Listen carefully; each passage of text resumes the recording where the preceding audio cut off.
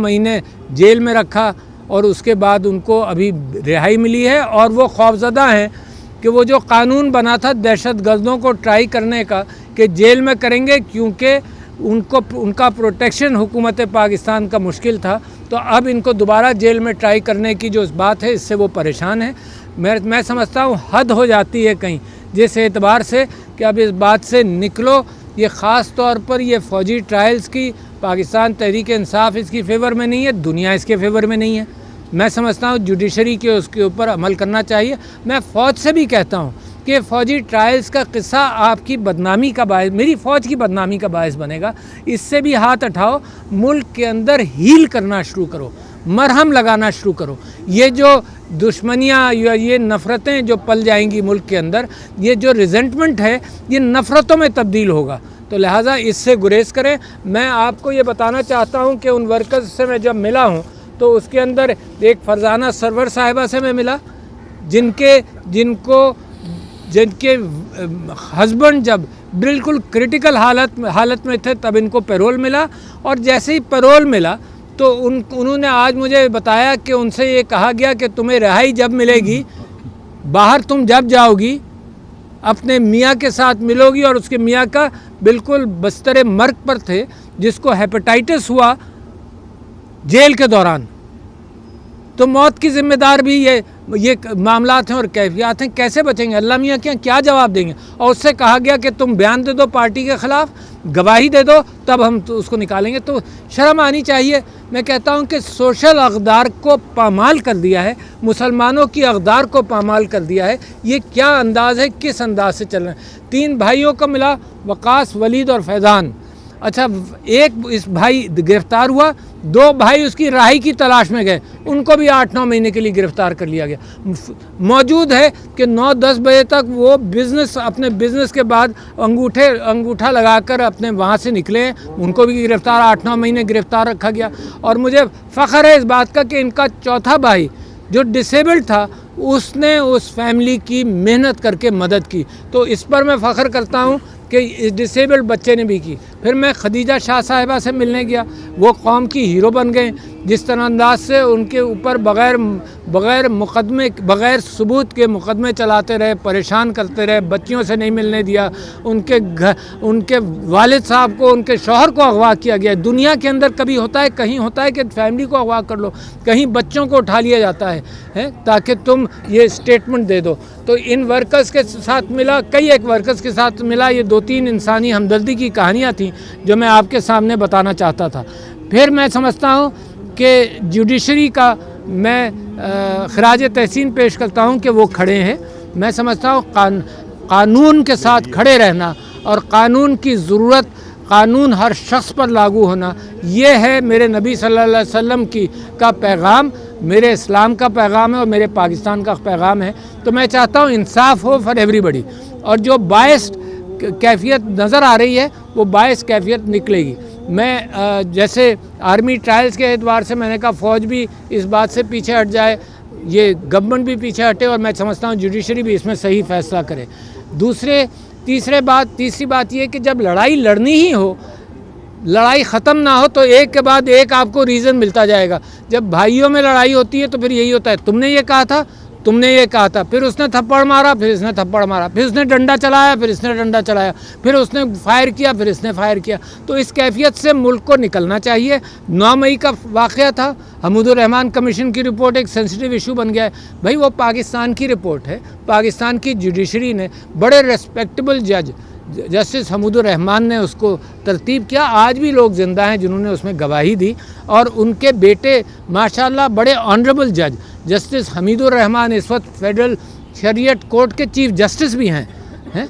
तो वो हमूदुर रहमान कमीशन की रिपोर्ट से हमें सीखना चाहिए, फ़ौज को सीखना चाहिए, सिविलियंस को सीखना चाहिए, मुल्क के सियासतदानों को सीखना चाहिए कि कौन सी गलतियां हैं जो नहीं करनी चाहिए। तो उसके ऊपर भी अब मुकदमा बनाकर गद्दारी के एतबार से चलाया जाए, तो ये गैर मुनासिब सी कैफियत है। इनसे पीछे हटें। कब पीछे हटेंगे, कैसे पीछे हटेंगे? इसी तरह से चलाएँगे। मुल्क के अंदर कोई स्टेटिस्टिक्स 2-3 साल में बेहतर नहीं, कोई एक चीज़ बता दो कि ये मामला बेहतर हुआ है। तो जो अरबाब अख्तियार हैं उनको मैं दावत देता हूँ कि इस बात पर सोचें اور کہیں نہ کہیں اس معاملے کے اندر پیش رفت کی جائے۔ جناب اعلیٰ، یہ میں بات آپ سے کرنا چاہتا تھا، لہٰذا میں بڑی امیدوں کے ساتھ پھر نکلا ہوا ہوں اسی کوشش میں کہ پاکستان کے اندر جو سارے انسٹیٹیوشنز بند گلیوں میں چلے گئے ہیں، ان بند گلیوں سے نکلیں، میرے لوگوں کے معاملات حل ہوں، معیشت بہتر ہو، غربت اور بڑے بڑے مسائل ہیں جن کا کوئی ذکر ہی نہیں ہے، وہ ڈسکشن کے باہر ہیں۔ ہر وقت یہ تو تڑاک چل رہی ہے کہ یہ کہا اور وہ کہا، اس سے نکلنا چاہیے۔ میرے ملک کو تعمیر کی ضرورت ہے، گروتھ کی ضرورت ہے، اکنامک پراسپیرٹی کی ضرورت ہے، and there is no reason آن ارتھ کہ بغیر گفتگو کے یہ بات آگے چلے۔ بیٹا ایک سیکنڈ ذرا اعظم سواتی صاحب بھی کر لینا، پھر کٹھے سوال لے لیجئے گا۔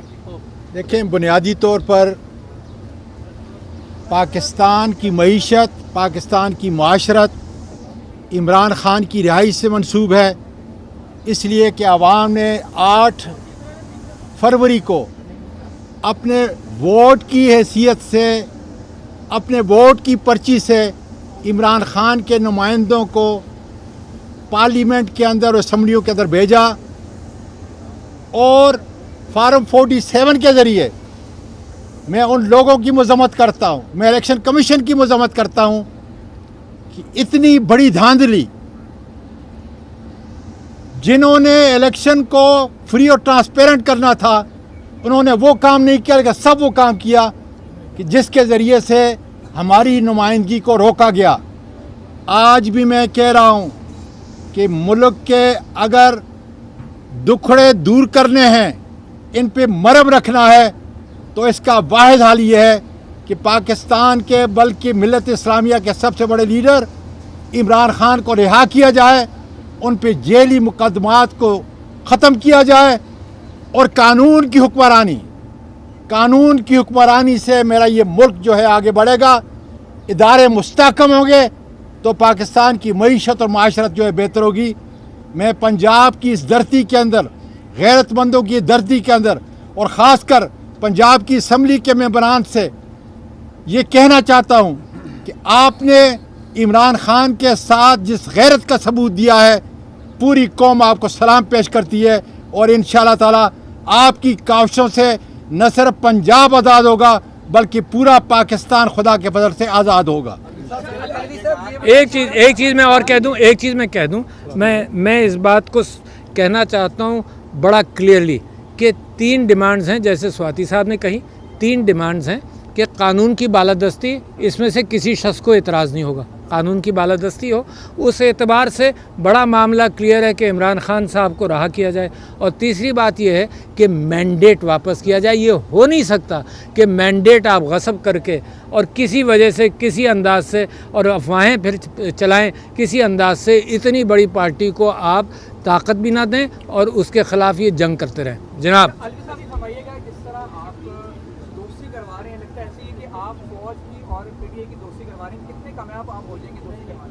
دیکھیے، امید پر دنیا قائم ہے، میری ساری زندگی امیدوں کے ساتھ رہی ہے، اور میں حق اور سچائی کے اعتبار سے امید باندھتا رہوں گا اور کوشش کرتا رہوں گا، اور لہٰذا مجھے یقین ہے کہ ایک ہی حل ہے، اور اس حل کی طرف جو بھٹکے ہوئے بھی ہیں ان کو آنا پڑے گا۔ یہ ملک کے حالات مجبور کر رہے ہیں کہ حل کی طرف جاؤ، ہر اعتبار سے مجبور کر رہے ہیں، مگر اس مجبوری میں میرا غریب پریشان ہے۔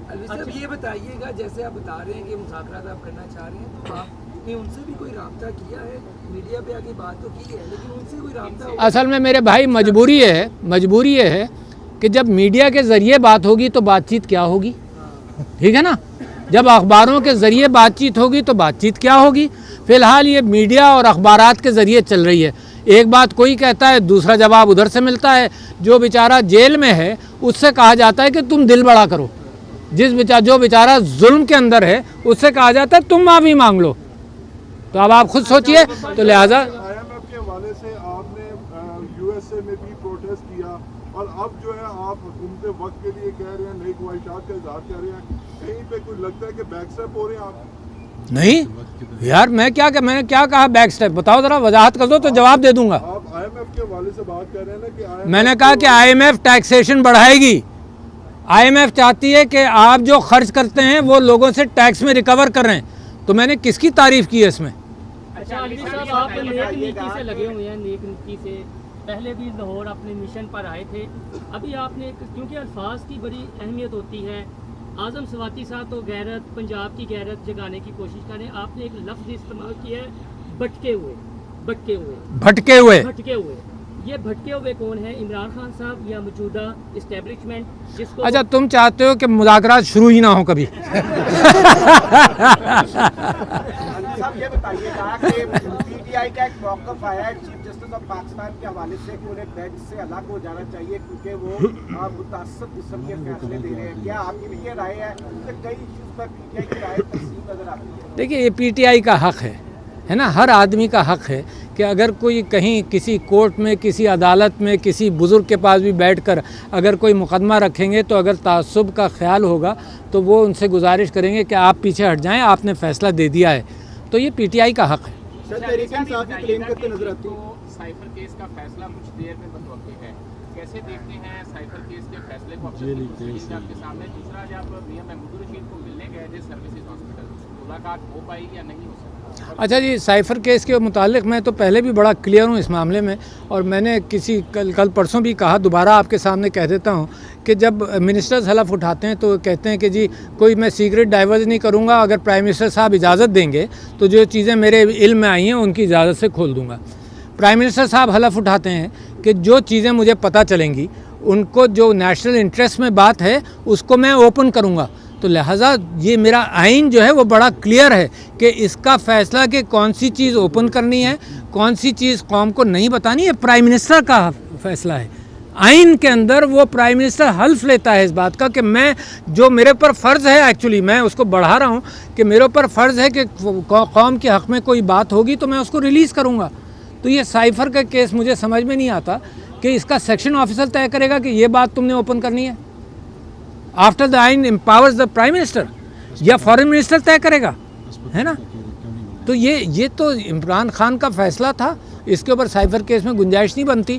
مگر اگر عدالتیں اس بات کا خیال نہیں رکھیں گی تو وہ بدنام ہوتی رہیں گی, اور اسی وجہ سے دنیا کے اندر یہ کیفیت ہے. آپ نے رجسٹ کیا کہ اس وقت پاکستان انصاف کے اعتبار سے 144 پر ہے, اسی وجہ سے ہے. آپ نے دوسرا سوال کیا کہ محمود الرشید صاحب سے, ہاں میں ملنے گیا تھا, مجھے خبر ملی کہ ان کا آپریشن ہوا, میرے دوست ہیں, میں ملنے گیا. تو یہ عجیب نظام ہے کہ جو ہمدردی کے اندر بھی مجھے انہوں نے اندر بھی نہیں جانے دیا, میرا سلام بھی نہیں کہنے دیا ان کو. تو لہٰذا ان کا کل میں نے سنا ہے کہ آپریشن ہوا, اللہ تعالیٰ ان کی صحت بہتر کرے. مگر یہ جو سوسائٹی کے اخلاقی چیزیں ہیں نا, ان کو اس طرح سے پامال کرنا, گھر چادر چار دیواری ان معصوموں کو بند رکھنا. ابھی جن فرزانہ کا میں نے نام لیا, ان کے شوہر جناب ان کو جو بیمار تھے اور ان کو ملنے کے لیے یہ کہا گیا کہ تم پریس کانفرنس کرو گی تو مل لینا. تو یہ تو بیسک میں سمجھتا ہوں سوشل ویلیوز اور اقدار کے مسلمانوں کے خلاف ہے.